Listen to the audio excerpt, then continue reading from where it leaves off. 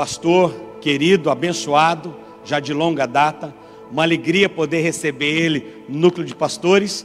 E, queridos, algo que nós temos a nossa agenda. O homem faz planos, mas o sim e o não vem da parte de Deus. Eu convidei o Cote alguns meses atrás para estar na reunião de hoje conosco, agora de abril, 1º de abril. Mas eu já convidei ele já alguns meses atrás, porque eu sei que ele tem uma agenda muito corrida. E quando eu falei com ele, ele falou: olha, Marciano, nesse período eu estou com agenda, eu já estou com compromisso, eu não vou poder estar com vocês. Então nós convidamos para a data de hoje, quem estaria conosco é o Josué Valandro, da Batista Atitude do Rio de Janeiro. Inclusive, é o pastor da primeira-dama, da Michele, Bolsonaro. O Valandro está conosco.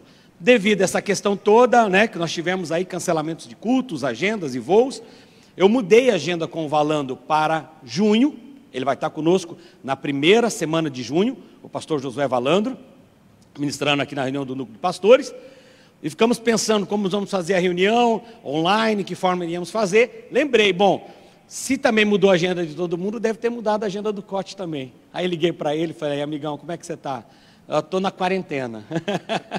Eu falei: você é do grupo de risco ainda.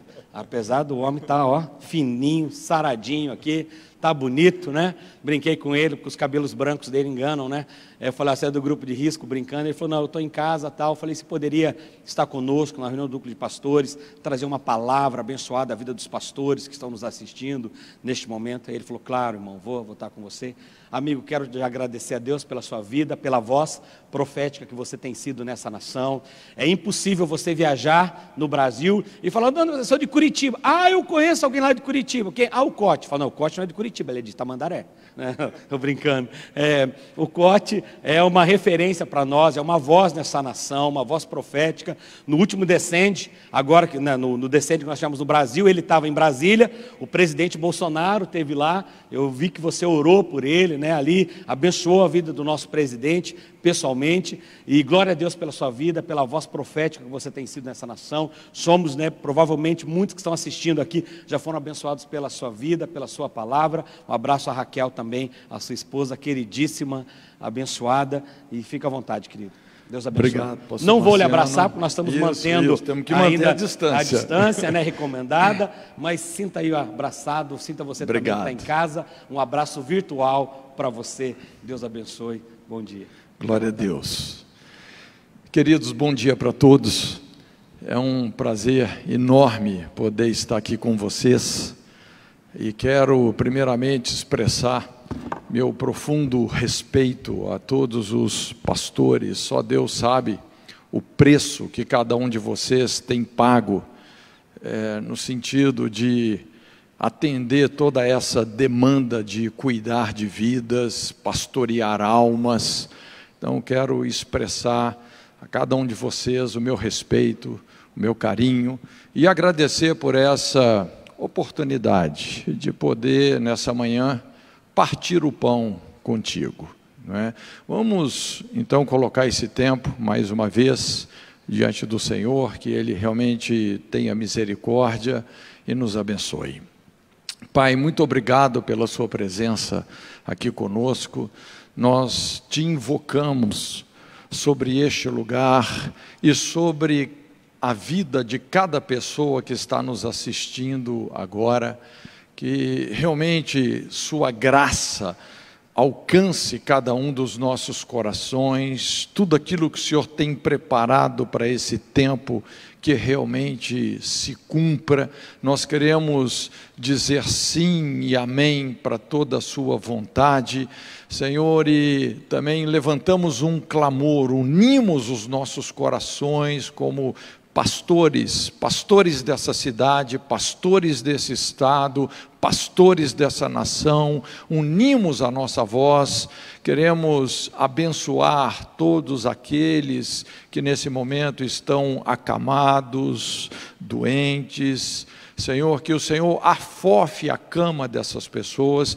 Nós oramos por uma intervenção sobrenatural de Deus na vida de cada um desses queridos. E também, Senhor, queremos fazer oposição por fé a essa praga, a esse vírus. No nome de Jesus, nós damos uma palavra de ordem contra essa peste na nossa nação, no nome de Jesus.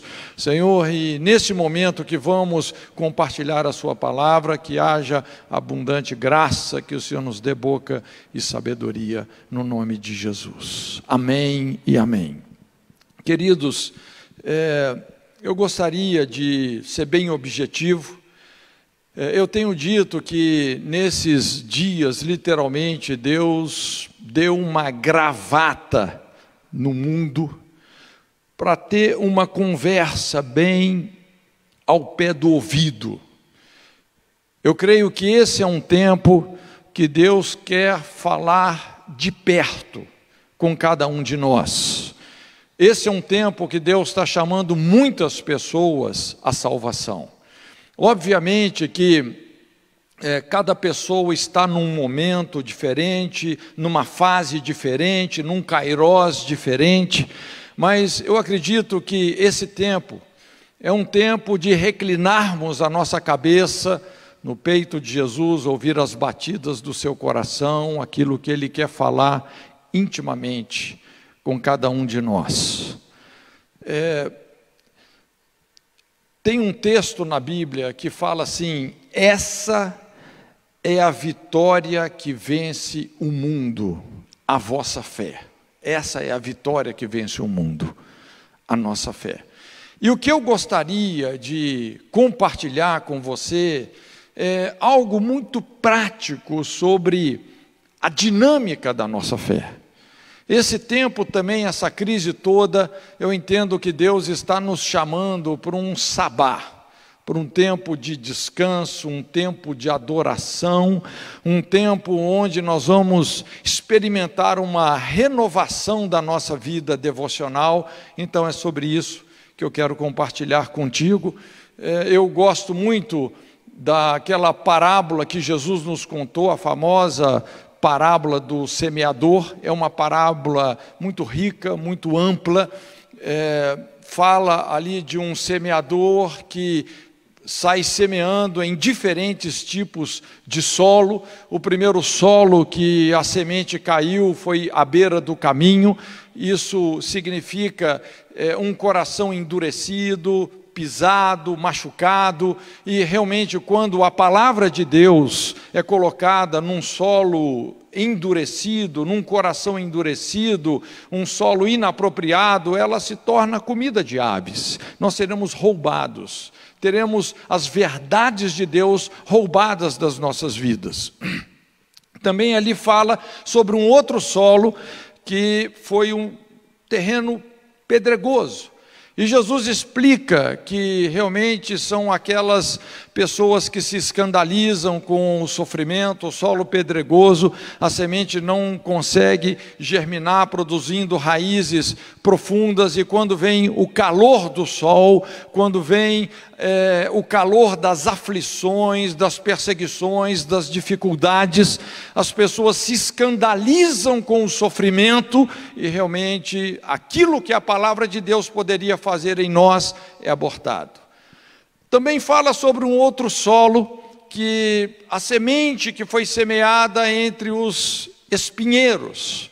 Então Jesus está falando sobre pessoas que realmente se dão aos cuidados desse mundo, o amor às riquezas, e quando a semente começa a germinar, realmente esses espinhos, todas essas coisas acabam sufocando a vida que a palavra de Deus poderia produzir em nós.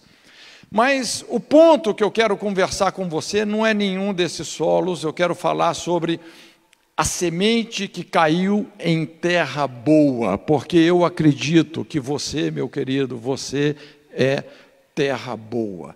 É interessante porque essa parábola nos é contada nos 3 primeiros evangelhos, no evangelho de Mateus, no evangelho de Marcos e no evangelho de Lucas.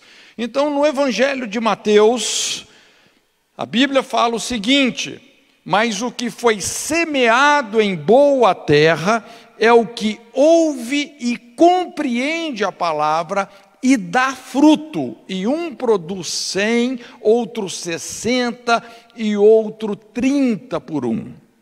Então veja bem, essa é a primeira dinâmica da fé que vence o mundo. É você ouvir e compreender. Jesus fala assim: o que foi semeado em boa terra é o que ouve e compreende.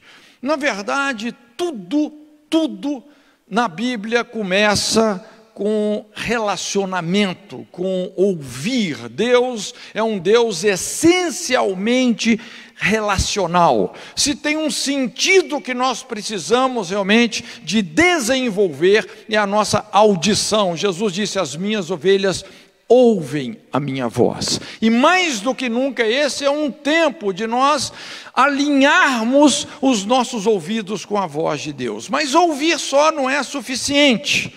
Mateus está falando sobre ouvir e compreender. Então, ouvir e compreender, a orientação de Deus precisa de ser o ponto de partida para qualquer empreendimento. Nós precisamos investir em decisões que nós temos a convicção de terem nascido no coração de Deus. Eu não sei se você já percebeu, mas muitas coisas que nós fazemos, nos esforçamos, trabalhamos, empenhamos, e de repente aquilo termina em nada. Quando você vai perceber, foram exatamente essas iniciativas que não partiram desse princípio, que é tão simples, que é ouvir e compreender. Ouvir e compreender. É muito importante, principalmente trazendo isso para o nosso contexto, compreendermos a nossa identidade ministerial, nosso chamado, compreendermos a brecha da nossa geração que Deus quer que nós fechemos, compreender o momento profético que nós estamos vivendo, compreender o modo, a postura, a estratégia como nós vamos canalizar os nossos esforços. Mas eu gostaria de trabalhar isso aqui com você. Veja bem, se nós queremos realmente ter um ministério relevante, nós precisamos de começar convergindo essas duas compreensões. A compreensão da nossa identidade ministerial e a compreensão da brecha da geração que Deus quer que nós fechemos. Primeiro, a nossa identidade ministerial. Veja bem, não é nós que escolhemos o nosso dom. É o nosso dom que nos escolhe. Eu diria que, moralmente falando, nós temos que procurar ser fortes naquilo que nós somos fracos. Mas, ministerialmente falando, nós temos que nos tornar ainda mais fortes naquilo que nós somos fortes, naquilo que nós fomos chamados. Não tente granjear o dom que Deus não te deu. Granjeie o dom que Ele te deu, que com pouco esforço você vai ter uma grande produtividade. É muito importante. Eu sempre falo, não é só em ministério, mas identidade ministerial. Identidade ministerial não é o que você faz, mas é quem você é.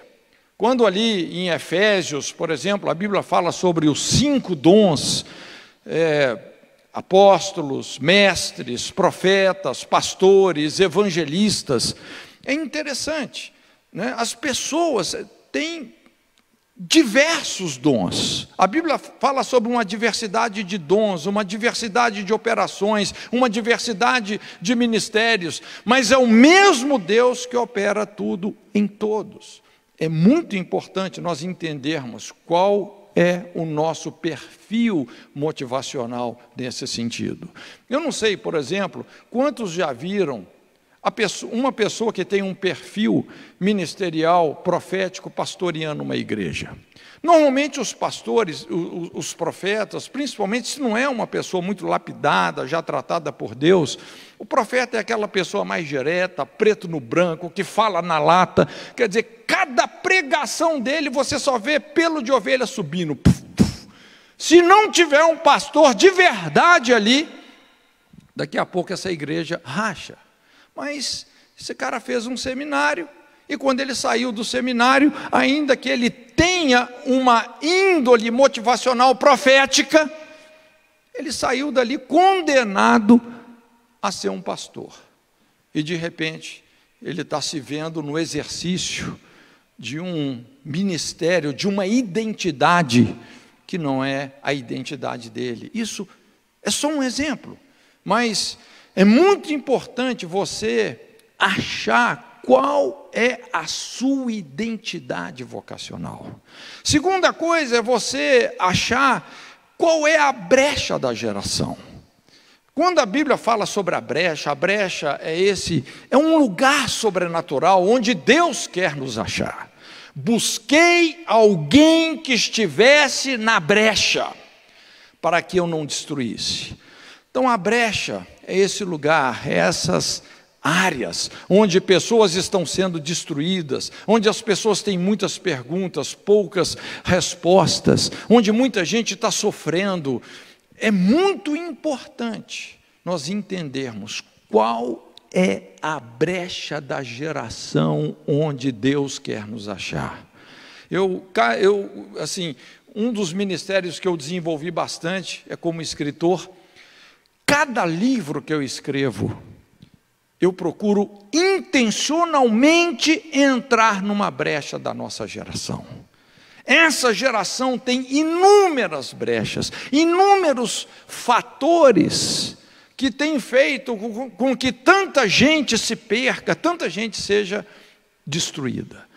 Quando você converge a sua identidade vocacional, o seu ministério, o seu chamado, com o discernimento da brecha da geração, quando você tem essa compreensão, o seu ministério vai se tornar altamente relevante. E a partir disso, então nós podemos compreender o momento profético que nós vivemos. Eclesiastes fala que o coração do sábio vai discernir o tempo e o modo, porque para todo propósito há um tempo e um modo. Normalmente o discernimento do tempo é que vai ditar a estratégia, a maneira de nós nos comportarmos, mas essa é a primeira chave, o primeiro elemento que determina a dinâmica de uma fé que vence o mundo: ouvir e compreender. A semente que caiu em boa terra são aqueles que ouvem e compreendem. Olha só, deixa eu só te dar um exemplo bíblico. Aqui em Daniel 9, versos 2 e 3, a Bíblia fala assim: no ano primeiro do seu reinado, eu, Daniel, entendi pelos livros que o número de anos de que falara o Senhor ao profeta Jeremias, que haviam de durar as desolações de Jerusalém, eram de 70 anos. Eu, pois, dirigi o meu rosto ao Senhor para o buscar com oração, súplicas, jejum e saco de cinza. Então, a partir de uma compreensão, Daniel começou a orar, jejuar, buscar a Deus. Falou: Senhor, o tempo já terminou, o tempo do castigo, o tempo do cativeiro, da disciplina, já acabou. Senhor, muda isso. Olha só, Daniel 10, 12, de repente, Daniel, e a Bíblia fala assim: então me disse, não temas, Daniel, porque desde o primeiro dia em que aplicaste o teu coração a compreender,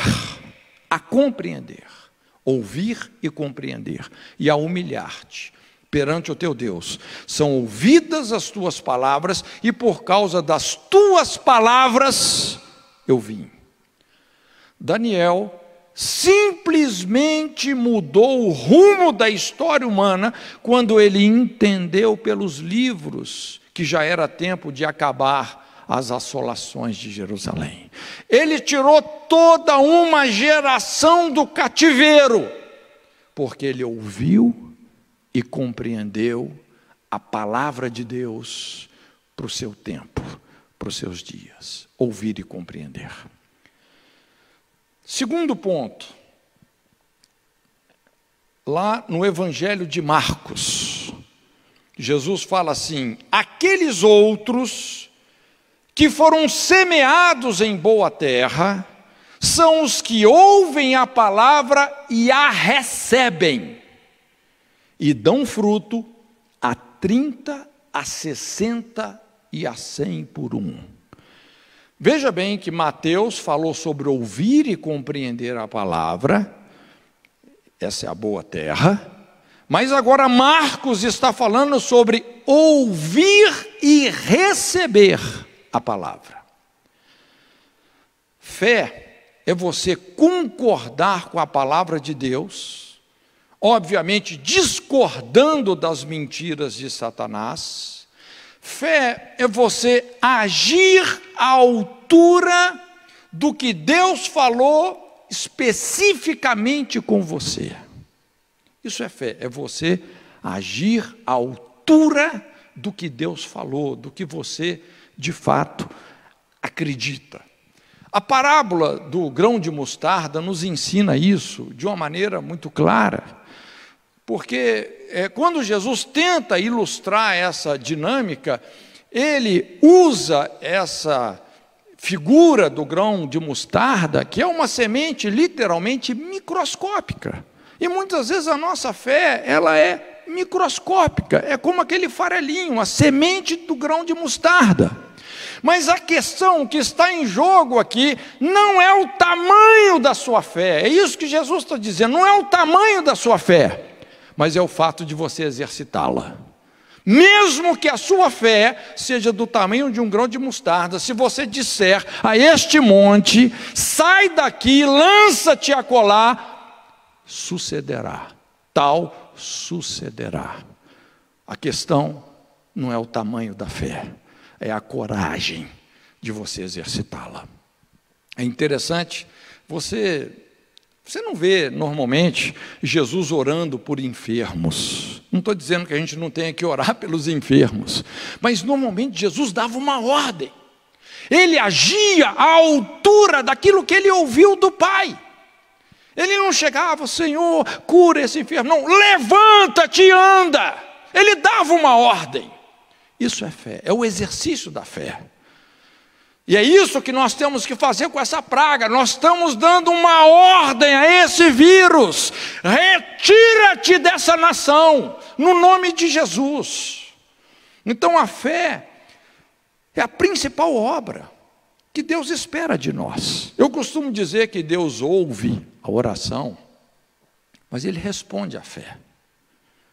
Ele ouve a oração, mas Ele responde à fé. Por isso que Jesus disse: porventura, quando o Filho do Homem voltar à terra, achará Ele fé? De repente está todo mundo orando, e o anjo está lá com a pinça. Onde é que está a fé? Quando ele encontra alguém que crê, que concorda com a palavra de Deus e exercita isso, quando ele acha fé, as coisas começam a acontecer. Ouvir e receber. É isso que a Bíblia fala sobre Abraão, quando Deus pediu que ele oferecesse Isaque em sacrifício. Ali na verdade não era o sacrifício de Isaque, era o sacrifício de Abraão, porque Deus tinha dado uma palavra que em Isaque estaria a sua descendência. Então Deus pediu ele para sacrificar o filho. Então ele falou, mesmo crendo contra a esperança, que Deus seria capaz de recobrar Isaque das cinzas do seu holocausto. Então ele não titubeou em levantar aquele cutelo. E a Bíblia fala isso, lhe foi imputado por justiça. Ele recebeu a palavra de Deus. É interessante quando Jesus vem andando por sobre as águas, na quarta vigília da noite, a hora mais escura. Os discípulos estavam ali numa jornada, no meio do mar da Galileia, e de repente eles veem um vulto andando por sobre as águas. Obviamente, quem não acreditava em fantasma passa a acreditar, porque ninguém anda por sobre as águas. E eles assustados, e Jesus disse: não temais, sou eu. E Pedro então ousadamente fala: Senhor, se és tu mesmo, manda que eu vá ter contigo por sobre as águas. E Jesus então disse: vem, vem. E Pedro andou sobre, não sobre as águas, ele andou sobre a palavra, sobre o vem. Quando você recebe a palavra, você vai quebrar a gravidade de muita coisa. Você vai experimentar uma intervenção muito sobrenatural de Deus na sua vida. Foi dessa forma que Jesus também reconheceu a fé daquele centurião. O contexto ali é que os fariseus estavam pedindo para Jesus um sinal de que ele era o Messias. Normalmente fariseu, gente religiosa gosta muito de sinal. Mas esse homem não pediu um sinal. Esse homem, esse centurião romano, se aproxima de Jesus. O seu filho, o seu servo, estava muito doente, à beira da morte, como muitos talvez estão hoje. E esse homem se achegou a Jesus e falou: olha, Jesus, eu sou um homem que tem autoridade, eu também me submeto às autoridades. Eu digo a esse vem, ele vem, eu digo àquele vai, ele vai. Então basta que o Senhor dê uma só palavra e o meu servo será curado. É interessante que Jesus tinha se disposto a ir na casa desse homem, mas ele humildemente falou: não, Senhor, eu não sou digno que o Senhor pise na minha casa, mas eu reconheço a sua autoridade. Basta que o Senhor dê uma só palavra e ele será curado.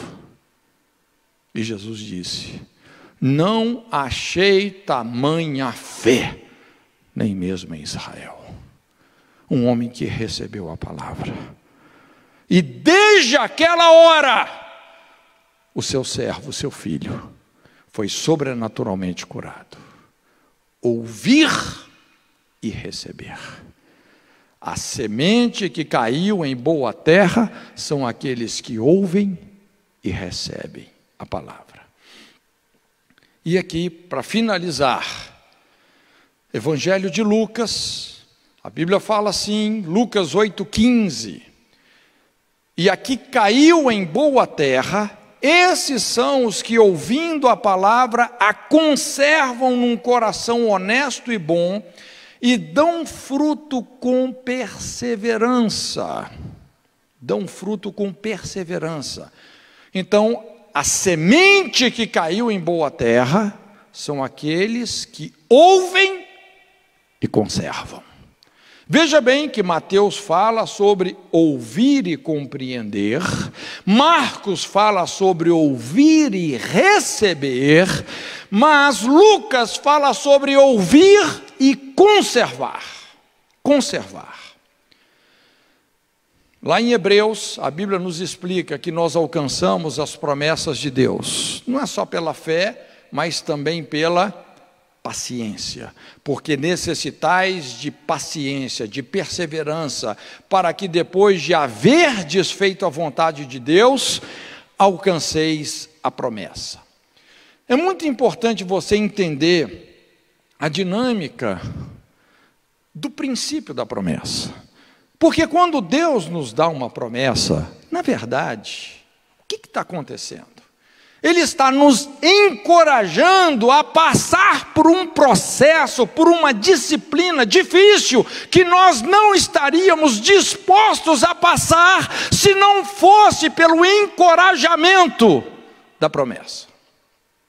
Sempre quando Deus te dá uma promessa, deixa eu te explicar, Deus tem segundas intenções, mas são segundas intenções muito santas, porque Ele está interessado no processo da sua vida, que vai produzir uma transformação que é muito mais valiosa do que qualquer bem que você possa conquistar.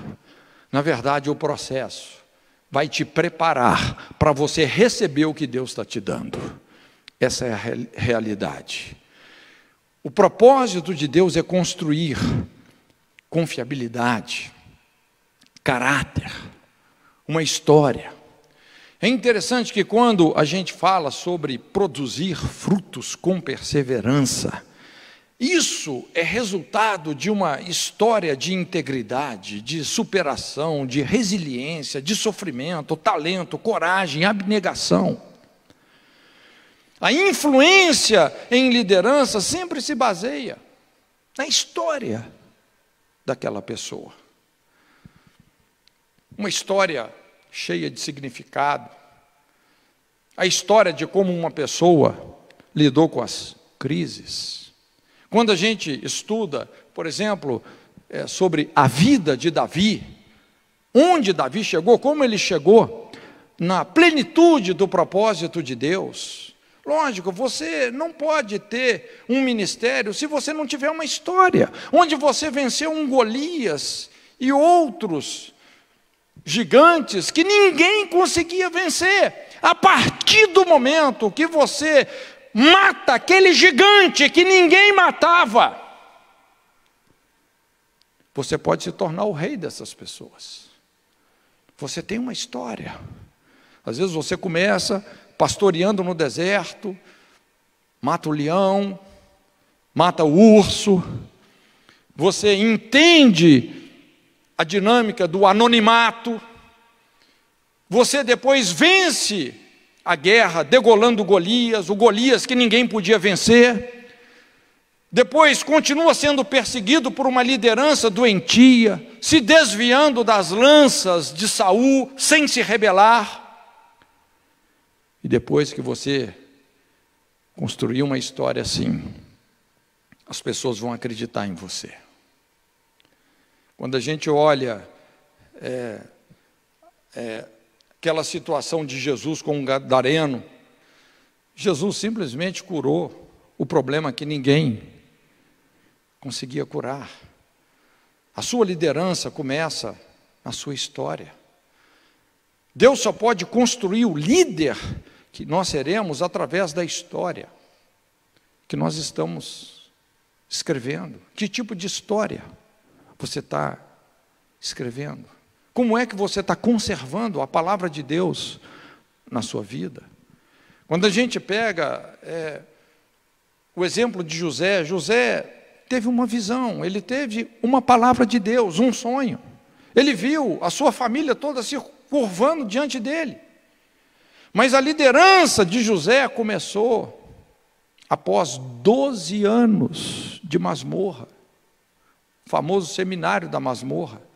Depois de passar pela cova, ser vendido aos ismaelitas, ser caluniado pela esposa de Potifar. Olha, deixa eu te dizer uma coisa, não se escandalize com as injustiças que você está sofrendo. Não perca a sua confiança no caráter de Deus. Aliás, fé é isso, é você estar firmado no caráter de Deus, que Ele não muda, que Ele é constantemente fiel. Fé é você não perder a confiança no caráter de Deus, mesmo quando você está sofrendo injustiças. Principalmente nós que somos líderes. Gente, nós não podemos ter queixo de vidro. Precisamos de aguentar as pauladas, as dificuldades, as provas. É assim que nós estamos construindo uma história. E se você acredita no caráter de Deus, mesmo quando as circunstâncias estão te mostrando coisas muito desfavoráveis, mas você está firmado no caráter de Deus, fica fácil acreditar na sua palavra, no seu poder. Deus está construindo uma história para forjar a liderança que Ele quer te dar. É a semente que caiu em boa terra. Você ouve e você conserva aquela palavra. eu tenho experimentado o cumprimento de promessas que eu recebi mais de 20 anos atrás. E eu entendo que essas coisas só estão acontecendo agora, porque realmente eu passei por uma disciplina, por um processo, e às vezes a gente passa algumas situações na vida que parece que você está dentro de uma máquina de lavar roupa. Mas Deus sabe como abalar as coisas que são abaláveis para que aquelas que são eternas se estabeleçam. Ouvir e conservar. Deus quer lidar com os nossos imediatismos. Você pode ter certeza, às vezes, muitas vezes até nós nos confundimos, porque a gente pensa assim, puxa vida, Deus me deu uma palavra e não aconteceu. Não, essa palavra ainda não trabalhou o suficiente na sua vida para te mudar, mexer as suas estruturas de tal maneira que ela possa se cumprir. Em relação a José, a Bíblia fala assim, a palavra de Deus o provou. Nós não temos tempo aqui, mas a história de Gideão é essa. É a história de um homem que provou a palavra de Deus e depois foi provado pela palavra de Deus. A palavra de Deus vai nos provar e nos transformar. Ouvir e conservar. É interessante que lá em Mateus, quando a Bíblia fala sobre ouvir e compreender, Jesus disse assim, que nós vamos produzir frutos a 100, 60 e 30 por 1. Há uma regressão. 100, 60 e 30. Marcos fala que aquele que ouve e recebe, quer dizer, você vai além de compreender, você recebe, você concorda, você age à altura da palavra. Então você vai produzir frutos a 30, 60 e 100 por 1. Há uma progressão. Há uma progressão. Não é só ouvir e compreender, mas é ouvir e receber. E Lucas, ele fala sobre ouvir e conservar. Esses vão produzir frutos com perseverança. Entenda que 30 por 1 é uma razão simples, 3.000%. 60 por 1, 6.000%. 100 por 1, 10.000%. Me fala um investimento que dê isso. O que eu quero te dizer é que o reino de Deus é um reino de abundância. Deus tem muito para todos. E Deus é um Deus de favor. Quando você ouve, compreende, ouve, recebe, ouve e conserva a palavra de Deus, você vai se tornar a resposta para as brechas da sua geração. Você vai andar em harmonia, experimentando o mistério que esteve oculto dentre todos os séculos. Cristo em vós, a esperança da glória. Curva sua cabeça, por favor. Pai, muito obrigado pela sua presença aqui conosco. Obrigado por todos os ministérios que estão representados nessa reunião, especialmente aqui em Curitiba. Obrigado. Obrigado pela vida desses homens, dessas mulheres, que têm dedicado as suas vidas, os seus corações, a cuidar de pessoas. Que a sua suficiência, que a sua graça, que eles possam, de uma maneira nova e renovada, experimentar esse lugar de intimidade contigo. Que como Josué, eles sejam suficientemente fortes e corajosos, não para enfrentar o inimigo, não para mergulhar a espada no sangue do inimigo,